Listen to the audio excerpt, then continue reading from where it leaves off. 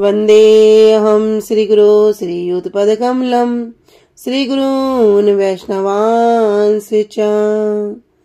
श्रीरूपं साग्रजातं सहगण रघुनाथान्वितं तं सजीवं सावधूतं सावधूतं परिजनसहितं कृष्ण चैतन्यदेवं श्री राधा कृष्ण पादान सहगण ललिता श्री विशाखान्वितांश्च च। गुरुवे गौरचंद्राय राधिकाय तदालये कृष्णाय कृष्ण भक्ताय तद्भक्ताय नमो नमः। ओम अज्ञानतिमिरान्धस्य ज्ञानाञ्जनशलाकया चक्षुरुन्मीलितं येन तस्मै श्रीगुरुवे नमः। नमो विष्णुपादाय कृष्णप्रेष्ठाय भूतले श्री श्रीमद्भक्तिवेदान्त श्री श्रीधर गोस्वामीति नामिने।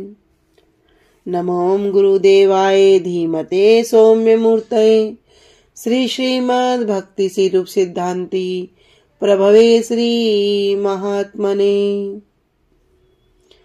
नमो विष्णुपादाय श्री राधिकाय प्रियात्मने श्री श्रीमद्भक्ति वेदांत श्रीनारायण गोस्वामीति नामिने। वाञ्छा कल्पतरुभ्यश्च कृपा सिन्धुभ्य एव च पतितानां पावनेभ्यो वैष्णवेभ्यो नमो नमः।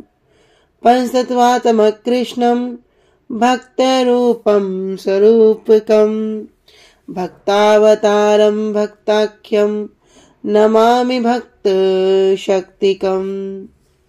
श्री कृष्ण चैतन्य प्रभु नित्यानंद श्री अद्वैत गदाधर श्रीवासादि गौर भक्त वृंदा। हरे कृष्णा कृष्णा कृष्णा हरे हरे, हरे राम राम राम हरे हरे। स्वप्रथम परम आराध्यतम श्री गुरुपाद पद्म जौम विष्णुपाद अष्टोत्तर शत श्री श्रीमद् भक्ति वेदांत श्री श्रीधर गोस्वामी महाराज जी के श्री अभय चरण सरोज में अनंत कोटि दंडवत प्रणाम ज्ञापित करती हूँ। तदुपरांत मेरे परम गुरुदेव जय नित्य परविष्टो ओम विष्णुपाद अष्टोत्तर शत श्री श्रीमद् भक्ति श्री रूप सिद्धांति गोस्वामी महाराज जी एवं जय नित्य परविष्टो ओम विष्णुपाद अष्टोत्तर शत श्री श्रीमद् भक्ति वेदांत श्री नारायण गोस्वामी महाराज जी के श्री अभय चरण सरोज में श्रद्धा पुष्पांजलि अर्पण करते हुए उनसे अहेतु कृपा की वांछा करती हूँ। ग्रंथकार श्री कृष्णदास कविराज गोस्वामी जी, श्रीमन नित्यानंद प्रभु अखंड गुरु तत्व श्रीमन महाप्रभु एवं समस्त परिकरों के चरणों में दंडवत प्रणाम ज्ञापित करते हुए उनसे अहेतु कृपा की वांछा करती हूँ। उपस्थित वैष्णव जन भक्त वृंद माता पिता भाई बहन सभी के चरणों में यथा योग्य दंडवत प्रणाम स्वीकार हो। सभी को हरे कृष्णा दंडवत प्रणाम। श्री गुरुदेव की अहेतु कृपा से हमारा जो ग्रंथ चल रहा है उसका नाम है श्री श्री चैतन्य चैतामृत। श्री श्री चैतन्य चैतामृत में हम श्रवण कर रहे हैं 20वां अध्याय मध्य लीला, जिसमें हम आ चुके हैं प्यार संख्या 184 और पेज संख्या 252 पे। तो अभी हम श्रवण कर रहे हैं तदेक आत्मरूप। तदेक आत्मरूप के दो भेद हैं, एक है स्वांश और एक है विलास। इससे पहले जो हमने श्रवण किया था वो क्या था? स्वयं रूप। स्वयं रूप के विषय में पूरा हमने विस्तार से समझने का प्रयास किया। अभी है तदेकात्म रूप। तदेकात्म रूप के भी दो भाग हैं, एक हो गया विलास और एक हो गया स्वांश। स्वांश के विषय में हमने श्रवण किया था कि स्वांश क्या है कि तादृशो न्यून शक्ति यो व्यनकति स्वांश इरिता संकर्षण आदि मत्सर आदि यथा तत्व धामसु, कि स्वयं रूप के साथ अभिन्न होकर भी जो विलास की अपेक्षा न्यून मतलब बहुत कम शक्ति प्रकाश करते हैं। किसकी अपेक्षा? विलास की अपेक्षा, उन्हें स्वांस कहते हैं। जैसे अपने अपने धाम में विराजमान संकर्षण आदि पुरुष अवतार, मत्स्य आदि लीला अवतार, मनवंतर अवतार और युग अवतार गण। तो यहाँ 4 अवतार के विषय में कह रहे हैं, युग अवतार, मनवंतर अवतार, लीला अवतार और पुरुष अवतार। पुरुष अवतार कौन हो गए? संकर्षण आदि, कारणोदकशायी विष्णु, गर्भोदकशायी विष्णु और शिरोदकशायी विष्णु।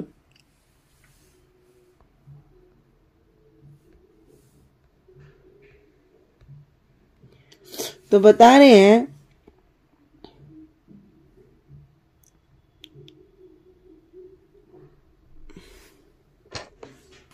ये श्वास कौन कौन है? कह रहे गर्भोदकशायी, शिरोदकशायी और कारणोदकशायी और मत्स्य आदि अवतार, मनवंतर अवतार और युग अवतार। ये सब भगवान के सब श्वास हैं, ये सब श्वास अवतार हैं। लेकिन मूल में कौन है? मूल में हो गए तदेक आत्मरूप, जिन्हें क्या कह रहे हैं? जिन्हें अवतार कह रहे हैं। अब यहां पर किसका वर्णन नहीं दिया? एक तो गुण अवतार और एक किसका नहीं दिया? आवेश अवतार। हाँ, कह रहे आवेश अवतार क्या हो गया? आवेश अवतार तो अलग है ना, हमने सर्वण किया था स्वयं रूप, तदेकात्म रूप और आवेश। आवेश तो अलग ही हो गया।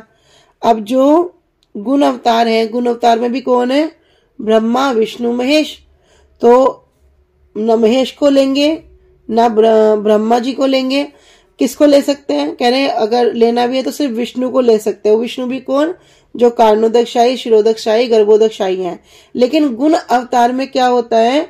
वो गुण को धारण करके उपस्थित रहते हैं, जैसे रजोगुण, सतोगुण, तमोगुण। तो उसको भी यहां पर नहीं लिया।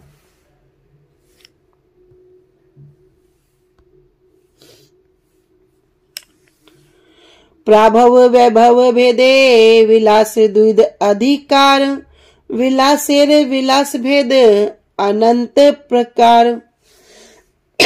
श्वास का हमने सर्वण किया। श्वास में क्या कह रहे? शक्ति को कम प्रकाशित करते हैं। किसकी अपेक्षा? विलास की अपेक्षा। विलास की अपेक्षा शक्ति को कम प्रकाश करेंगे। पहले हमने सर्वण किया था प्राभव प्रकाश और वैभव प्रकाश। अब भी जो विलास के जो स्वरूप हैं उसमें क्या हो गया? प्राभव विलास और वैभव विलास। अब फिर 2 भेद हो गए, एक हो गया प्राभव, एक हो गया वैभव। तो एक प्राभव विलास और एक हो गया वैभव विलास। तो पुनः विलास को क्या किया? 2 श्रेणियों में बांट दिया, प्राभव और वैभव। और जो इनके जो रूप है, कह रहे अनंत प्रकार। इन रूपों के जो विलास हैं उनके भी असंख्य भेद हैं, जिन्हें हम आगे श्रवण करेंगे।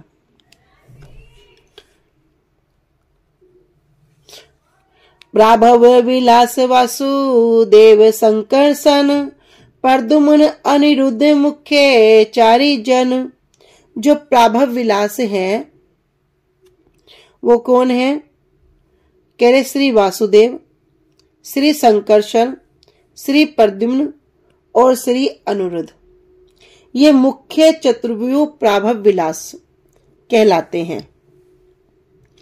जो मुख्य जो चतुर्व्यूह हैं, जो वो चार्ट देखना, वो जो हमने फोटो शेयर किया था, उस चार्ट को अगर देखोगे तो कुछ कुछ यहाँ पर समझ में आएगा। तो जो मुख्य चतुर्व्यूह हैं, चतुर्व्यूह क्यों? ये 4 जन, प्रद्युम्न, अनिरुद्ध, वासुदेव और संकर्षण। ये हो गए मुख्य चतुर्व्यूह, ये कहलाते हैं प्राभव विलास। ब्रज गोप भाव रामेर, पूरे क्षत्रिय भावन, वर्ण वेश भेद ताते विलास तार नाम। ब्रज गोप भाव रामेर, रामेर कह रहे श्री बलराम जी को, कि ब्रज में, वृंदावन में गोप भाव, उनका भी क्या है, एक ग्वाल बालक का भाव है। रामेर किनका, बलदेव प्रभु जी का, बलराम जी का। और पूरे क्षत्रिय भाव, पूरे मतलब द्वारकापुरी में, द्वारकापुरी में उनका भी क्या भाव आ जाता है, एक क्षत्रिय भाव आ जाता है। वर्ण वेश भेद ताते विलास तार नाम, और वर्ण अर्थात रंग और वेश अर्थात वेश के भेद के द्वारा ये क्या हो गया, लीला, उनका जो ये विलास है, ये लीला विस्तार उनका एक नाम हो गया। कि श्री कृष्ण के समान ही जिस प्रकार वो स्वयं रूप जो कृष्ण है, जो नंदनंदन कृष्ण है, उन्हीं का जब स्वरूप क्या हो गया, जब वे द्वारका या मथुरा में है तो वे उनका क्षत्रिय वेश हो गया। कभी वे चतुर्भुज रूप में होते हैं और कभी द्विभुज रूप में होते हैं।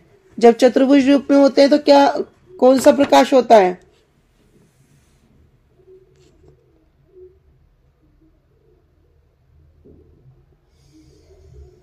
प्राभव प्रकाश होता है। हाँ, प्राभव विलास। और जब द्विभुज में है तो वैभव प्रकाश। ठीक है, तो उसी प्रकार यहाँ कह रहे हैं कि जिस प्रकार कृष्ण का जिस प्रकार भाव होता है ब्रज में गोप बालक का, उसी प्रकार बलदेव प्रभु का, बलराम प्रभु का भी होता है। किंतु जब वही पुरी में होते हैं, द्वारका में होते हैं, तब उनका भी रंग और वेश उसके भेद के द्वारा उनकी भी अलग अलग लीला को वे विस्तार करते हैं। तो वर्ण और वेश का भेद होने के कारण उन्हें विलास कहा जाता है। वैभव प्रकाशे आरे प्राभव विलासे, एक ही मूर्ति बलदेव भाव भेदे भासे। कह रहे क्या है, एक ही मूर्ति जो बलदेव प्रभु हैं, ये क्या है, एक ही बलदेव प्रभु हैं जो प्रकाशित हो रहे हैं। किंतु कह रहे वैभव प्रकाशे और प्राभव विलासे, वैभव प्रकाट्य में और जो प्राभव लीला रूप में एक ही मूर्ति, एक रूप में अभी क्या हो रहे हैं, प्रकाशित हो रहे हैं। भाव और भेद के अनुसार प्रकाशित अपनी लीला को विस्तार करते हैं। तो श्री बलराम जी जो हैं कृष्ण के वैभव प्रकाश हैं। पहले हमने श्रवण कर लिया, कौन है, कृष्ण के वैभव प्रकाश हैं। वे ही वासुदेव, संकर्षण, प्रद्युम्न और अनिरुद्ध के जो मूल चतुर्व्यूह में उसमें भी प्रकट होते हैं। और ये भिन्न भिन्न भाव वाले प्राभव को विलास विस्तार हैं।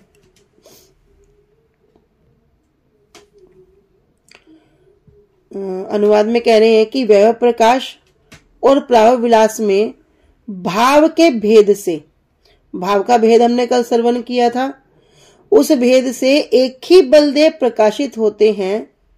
और श्री बलदेव श्री कृष्ण के वैभव प्रकाश हैं। वे ही आदि चतुर्व्यूह, आदि मतलब जिनके ऊपर मतलब कोई और चतुर्व्यूह नहीं है, जो मुख्य है। श्री वासुदेव, श्री संकर्षण, श्री प्रद्युम्न और श्री अनिरुद्ध, इन चार प्राभव विलासों में भाव भेद से श्री संकर्षण रूप में प्रकाशित है। किस रूप में, श्री संकर्षण जी के रूप में प्रकाशित है। अब ये संकर्षण जी भी कौन है, अभी आगे श्रवण करेंगे। आदि चतुर्व्यूह के हे नहीं इहार सम, अनंत चतुर्व्यूह गणेर प्राकट्य कारण। आदि चतुर्व्यूह, जहां पर आदि शब्द आ गया, जैसे ब्रज में जब काम्य वन के अंतर्गत कोई चार धाम की परिक्रमा के लिए जाता है तो वहां पे भी एक शब्द आता है आदि बद्री। जहां पर भी ये आदि शब्द आ गया तो वो क्या हो गया, वो ही क्या हो गया, मूल हो गया, वो ही मुख्य स्थान हो गया कि भैया सब कुछ वहीं से आया है। कह रहे आदि चतुर्व्यूह के है नहीं इहार सम, कह रहे आदि चतुर्व्यूह के समान तो जो मूल चतुर्व्यूह के जो समान है, इहार इसके के है नहीं सम, कोई भी नहीं समान हो सकता। अनंत चतुर्व्यूह गणेर प्राकट्य कारण, और जो अनंत जो असीमित, जो अनेक अनेक जो चतुर्व्यूह हैं, उनको जो विस्तारों की जो गणना की है, उसके ये प्राकट्य कारण अर्थात ये उसके स्रोत हैं, उद्गम स्थान है। जैसे हम कृष्ण के विषय में श्रवण करते हैं ना, अनादिरादिर गोविंद सर्व कारण कारणम, कि वही कौन है, वही सभी कारणों के जो मूल कारण है, उनसे ऊपर कोई कारण नहीं है, वही सबके आदि मध्य लीला सब अंत वही है। तो वही क्या है, मूल कारणों के भी कारण है। तो कह रहे ये जो आदि चतुर्व्यूह है, इनके समान कोई भी नहीं है। अर्थात ये क्या है, आदित्य है, जिसके समान कोई और नहीं है। और अनंत चतुर्व्यूह गणेर प्राकट्य कारण, और ये ही अनंत चतुर्व्यूह के जितने भी आगे चतुर्व्यूह हैं, उनके जो प्राकट्य का जो कारण है, वो यही आदि चतुर्व्यूह है। अभी हम श्रवण कर रहे प्राभव विलास में वासुदेव, संकर्षण, प्रद्युम्न और अनिरुद्ध जो मुख्य चार जन हैं, जो मुख्य चतुर्व्यूह हैं।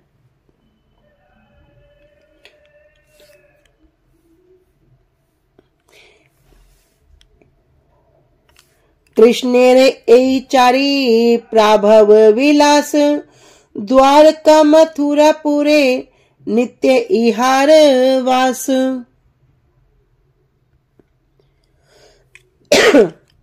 कृष्णेर एई चारी प्राभव विलास, तो कृष्ण के ही ये चार कौन है, ये प्राभव विलास हैं। अगर इनको कोई एक एक लाइन में नोट कर सकते हैं तो और समझना इजी हो जाएगा। यहाँ ये प्राभव है, यहाँ वैभव है, यहाँ विलास है, यहाँ प्रकाश है। ठीक है, एक एक लाइन में अगर कोई छोटे छोटे नोट में इसको करेगा, यही चारी प्राभव विलास, द्वारका मथुरापुरे नित्य इहारवास। तो भगवान कृष्ण के चार प्राभव विलास रूप द्वारका में और मथुरा में दो जगह क्या करते हैं, शाश्वत निवास करते हैं, परमानेंट करते हैं। तो आदि चतुर्व्यूह के समान कोई नहीं है, अर्थात क्या हुआ, वे आदित्य हैं। आदित्य अर्थात जिसके समान कोई दूसरा नहीं है। वे ही अनंत चतुर्व्यूह के प्राकट्य का कारण है। श्री कृष्ण के इन चार प्राभव विलासों का नित्य ही द्वारकापुरी और मथुरापुरी में वास है।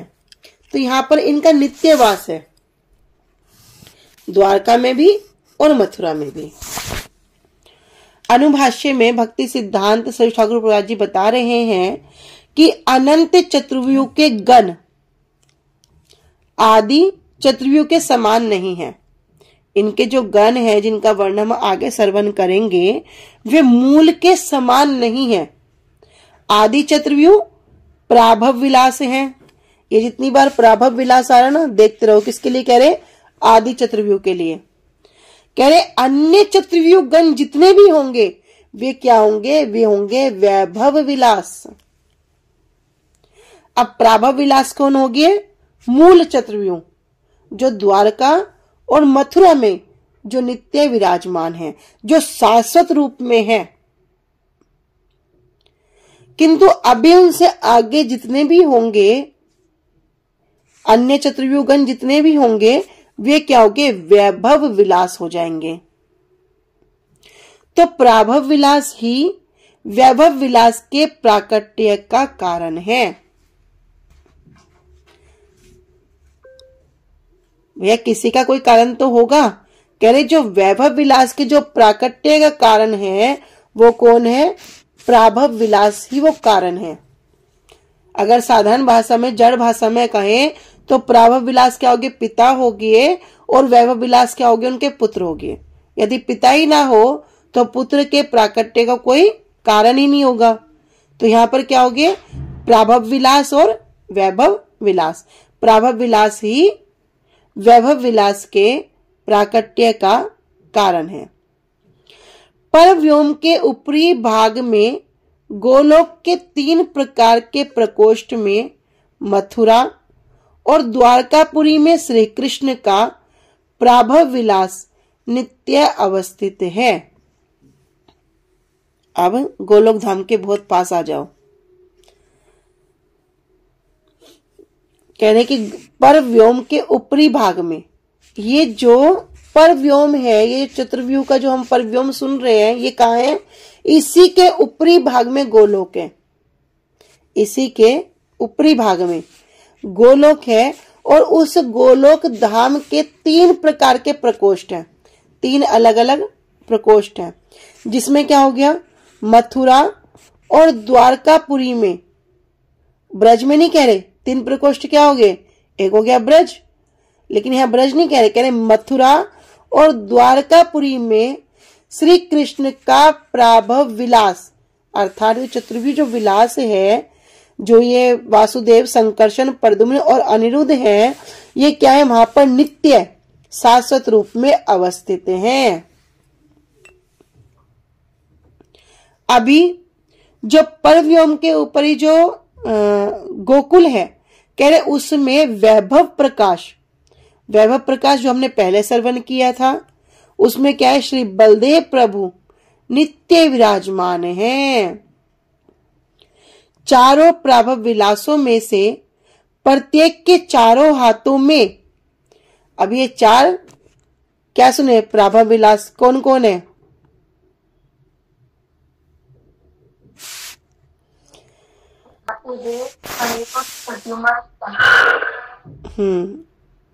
बोलो और कोई भी।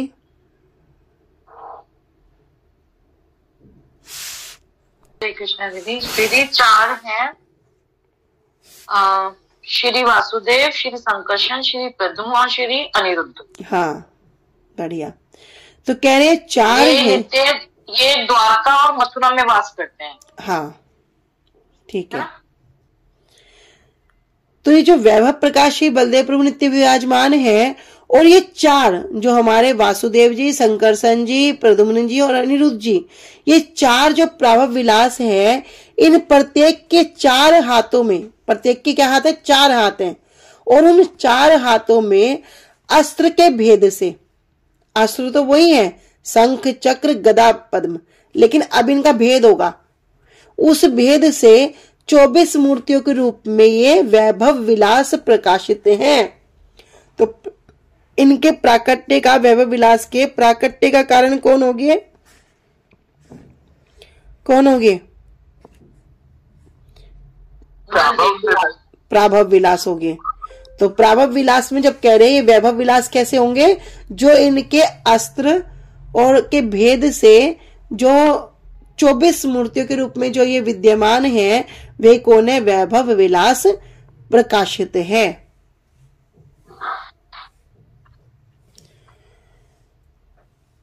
दीदी 4 into 4 तो 60।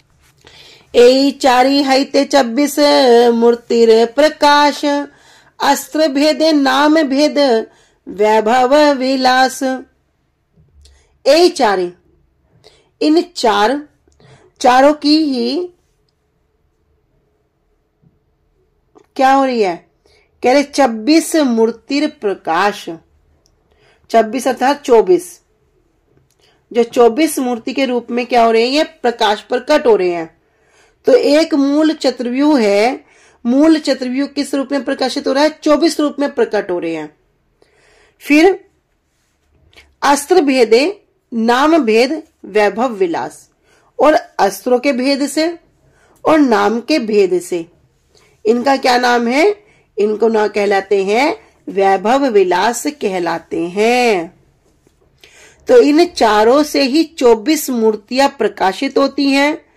चारों हाथों में धारण करने वाले जो अस्त्र हैं, उन अस्त्रों के भेद से इनके नामों में भी क्या हो गया? भेद आ गया, और ये वैभव विलास कहलाते हैं। पुनः कृष्ण चतुर्व्यूह लैया पूर्व रूपे, पर व्योम मध्य बसे नारायण रूपे। पुनः फिर से कृष्ण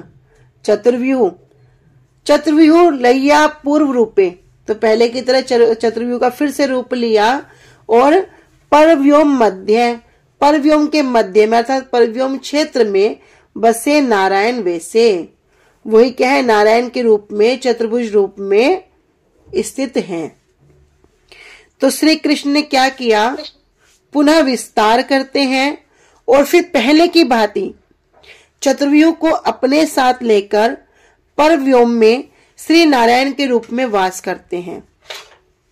मूल चतुर्व्यूह से पुनः द्वितीय चतुर्व्यूह प्रकाशित होता है, जिनके वास स्थान श्री नारायण को चारों ओर से आवृत करते हैं। ठीक है, इसको हम कल और अच्छे समझने का प्रयास करेंगे।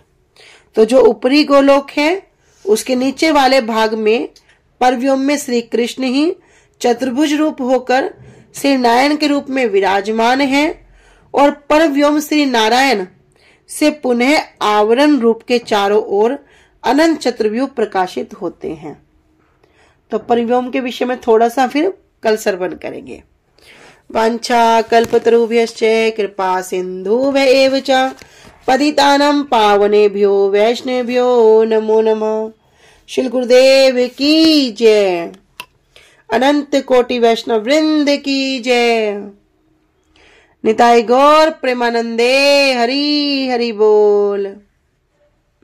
हरि हरि बोल। हरि हरि हरे कृष्णा। सभी को दंडवत प्रणाम। हेलो।